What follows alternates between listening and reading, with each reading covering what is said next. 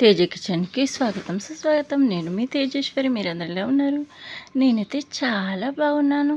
ఈరోజైతే నేను బెండకాయలతో చారు అయితే చేయబోతున్నాను. చాలా సింపుల్గా, చాలా టేస్టీగా, చాలా బాగుంటుంది. మరి ఇంకెందుకు ఆలస్యం, మీరు కూడా ట్రై చేయండి. బెండకాయలను అయితే ఈ విధంగా ఒక ఇంచు సైజులో కట్ చేసుకోవాలి. పెద్దగా ఉన్నా పర్లేదు. ఈ విధంగా కట్ చేసుకొని చింతపండును అయితే నానబెట్టుకొని ఈ విధంగా చారం చేసి పక్కన పెట్టుకోవాలి. ఇందులో మంచిగా పుల్లగా ఉందా లేదా అని కూడా టేస్ట్ చేసుకోవాలి. తర్వాత ఒక గంజి పెట్టుకొని స్టవ్ ఆన్ చేసి గంజి పెట్టుకోవాలి. తర్వాత ఒక 8 కొల్ల ఆయిల్ అయితే పోసుకోవాలి. అంటే మనం అరకిలో చేస్తామనుకోండి, 8 కొల్ల ఆయిల్ అయితే పోసుకోవాలి. పోసుకొని మంచిగా వేడవాలి. అది వేడైన తర్వాత ఇందులో మనమైతే ఏమేమి వేసుకోవాలో చూసేద్దాం. ముందు ఛానల్ని సబ్స్క్రైబ్ చేసుకోకపోతే వెంటనే సబ్స్క్రైబ్ చేసుకోండి. చూస్తున్నారు కదా, ఇందులోనైతే నేను మెంతులు వేస్తున్నాను. మెంతులు హెల్త్కు మంచివి. తర్వాత చారులో కమ్మగా, చారులో ఖచ్చితంగా మెంతులు వేసుకోవాలి. తర్వాత ఆవాలు వేసుకోవాలి. ఆవాలు ఒక 1/2 టీ స్పూన్ వేసుకోవాలి. మెంతులు అయితే ఒక 10 వేసుకోవాలి. ఇవి మంచిగా కాగనివ్వాలి, అంటే మంచిగా వేగనివ్వాలి. వేగిన తర్వాత ఇందులోనైతే మనం పచ్చిమిర్చి వేసేసుకుందాం. పచ్చిమిర్చి మంచిగా కొంచెం దూరగా వేగిన తర్వాత ఇందులో మనము ఉల్లిగడ్డ వేసుకోవాలి. చూస్తున్నారు కదా, ఇలా పొడవుగా కట్ చేసుకోవాలి పచ్చిమిర్చిని. ఎందుకోసం అంటే చారులో ఇలానే కట్ చేసుకుంటే బాగా మస్తు ఉంటుంది అసలు చూడడానికి. ఇప్పుడైతే ఉల్లిగడ్డలు వేస్తున్నాను. ఒక పెద్ద సైజు ఉల్లిగడ్డను కట్ చేసుకొని ఈ విధంగా వేసుకోవాలి. వేసుకొని ఇది కూడా ఒకసారి మంచిగా కలుపుకోవాలి. కలుపుకున్న తర్వాత ఇందులోనైతే అల్లం వేసుకోవాలి. ఒక 1/2 టీ స్పూన్ వేసుకుంటే సరిపోతుంది. అల్లం వేసుకొని తర్వాత మంచిగా కలుపుకుందాము. ఈ అల్లము మంచిగా కలుపుకోవాలి. ఎందుకోసం అంటే అల్లం ఒక కాడ ఉంటే ముద్దగా ఉంటుంది. అందుకోసమని అల్లాన్ని ఈ విధంగానైతే కలుపుకోవాలి. కలుపుకున్న తర్వాత ఇప్పుడు ఇందులో ఏం వేయాలంటే, ఇప్పుడు ఇందులో కరివేపాకు వేసుకోవాలి.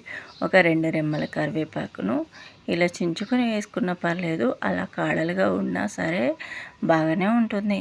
కాకపోతే కొంతమందికి ఇష్టం ఉండదు, మండలుగా వేసుకుంటారు బెండకాయ చారులో. ఆ విధంగా మస్తు టేస్ట్ ఉంటుంది. అందుకోసమని ఈ విధంగా మనము ఇదంతా ప్రాసెస్ అయిన తర్వాత మంచిగా కొంచెం దూరగా మనకు అల్లం వేసాం కదా, అది పచ్చివాసన పోయేంత వరకు మంచిగా వేయించుకోవాలి. ఈ విధంగా వేయించిన తర్వాత ఇందులో ఏం చేయాలంటే పసుపు వేసుకోవాలి.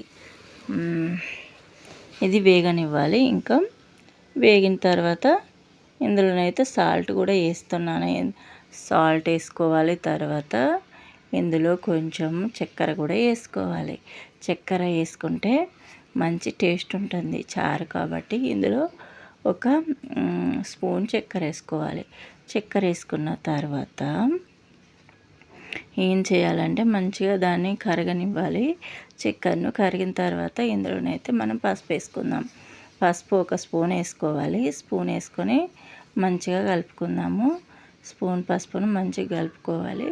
కలుపుకున్న తర్వాత యాజ్ ఇట్ ఈజ్గా మళ్ళీ మనము ఇంకా ఏం వేస్తాం, మన ఇంగ్రీడియంట్ బెండకాయలు అయితే వేసేసుకుందాం. బెండకాయలు వేసుకొని మంచిగా ముక్కలకు పట్టే విధంగా మంచిగా కలుపుకోవాలి.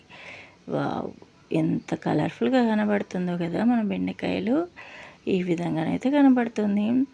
మంచిగా ఈ విధంగా కలిపిన తర్వాత ఇందులో మనమైతే ఇప్పుడు మనం కొంచెం ఉప్పు వేసుకొని మనము దీంట్లో సాల్ట్ వేసుకోవడం వల్ల ఏంటంటే ముక్కలకు మంచిగా పడుతుంది, టేస్ట్ మంచిగా వస్తుంది.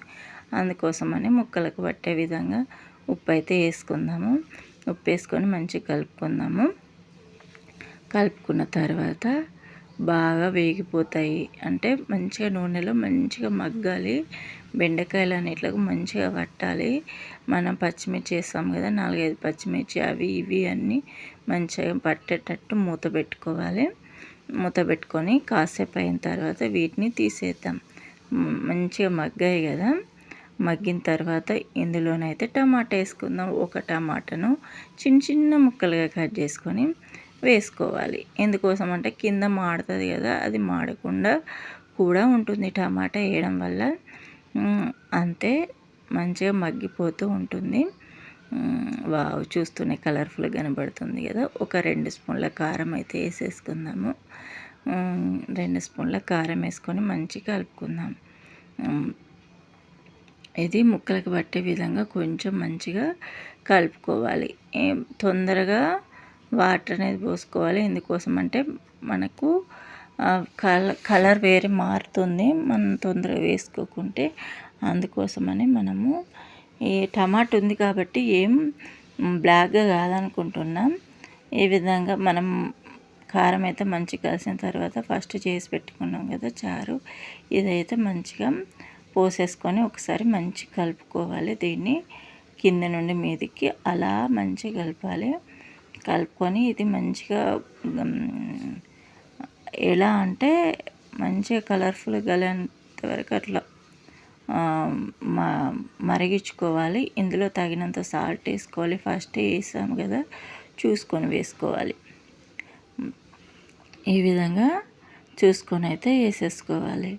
వేసుకొని మంచిగా మూత పెట్టుకొని మంచిగా మగ్గించుకుందాం. ఇందులోనే నేను ముందుగానే ధనియా పౌడర్ కూడా వేస్తున్నాను. ఎందుకంటే మనకు సూప్ అనేది చిక్కబడుతుంది, టేస్ట్ కూడా బాగుంటుంది. అందుకోసమని ధనియా పౌడర్ కూడా వేసేసుకొని మూత పెట్టేసుకుందాం. మూత పెట్టేసుకొని మంచిగా మరగాలి. మరిగిన తర్వాత బాగా చూస్తున్నారు కదా మనది ఎంత మంచిగా మరిగిందో. ఇంతేనండి. ఇందులో కొత్తిమీర వేసేసుకోవాలి. కొత్తిమీర వేసేసుకొని మంచిగా కలిపేసుకొని ఒక 5 నిమిషాలు అలా మూత పెట్టేసుకుంటే మన బెండకాయ చారు రెడీ అయిపోతుంది. పుల్లగా పప్పులోకి కూడా బాగుంటుంది. తర్వాత ఎందులోకైనా చాలా అన్నంలోకి చాలా బాగుంటుంది. గడకలోకి ఇంకా బాగుంటుంది ఈ కర్రీ.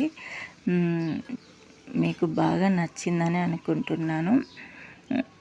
ఈ వీడియో బాగా నచ్చుద్దని నేనైతే ట్రై చేశాను. మీకు ఈ వీడియో కనుక మీకు నచ్చినట్లయితే తేజ కిచెన్ ఛానల్ని లైక్ చేయండి, షేర్ చేయండి, సబ్స్క్రైబ్ చేసుకోండి. మన చారు అయితే రెడీ అయిపోయింది. మీకు ఇది కనుక నచ్చినట్లయితే సబ్స్క్రైబ్ చేసుకోండి, కామెంట్ చేయడం మర్చిపోవద్దు.